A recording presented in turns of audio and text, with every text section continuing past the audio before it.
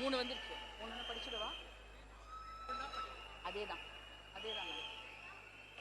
மாண்புமிகு தமிழ்நாடு முதலமைச்சர் அவர்கள் 2 மாதங்களுக்கு 500 யூனிட் வரை பயன்படுத்தும் வீட்டு மின் நுகர்வோர்களுக்கு 2 மாதங்களுக்கு 200 யூனிட்கள் கட்டணமில்லா மின்சாரம் வழங்கும் ஆணையிட்டுள்ளார். மாண்புமிகு தமிழ்நாடு முதலமைச்சர் அவர்கள் பெண்களின் பாதுகாப்பினை மேம்படுத்தும் பொருட்டு தடுப்பு மற்றும் பாதுகாப்பு யுத்திகளை முதன்மை மற்றும் ஒற்றை இலக்கை கொண்டு செயல்பட சிங்கப்பெண் சிறப்பு அதிரடி படையை உருவாக்குவதற்கு ஆணையிட்டுள்ளார்.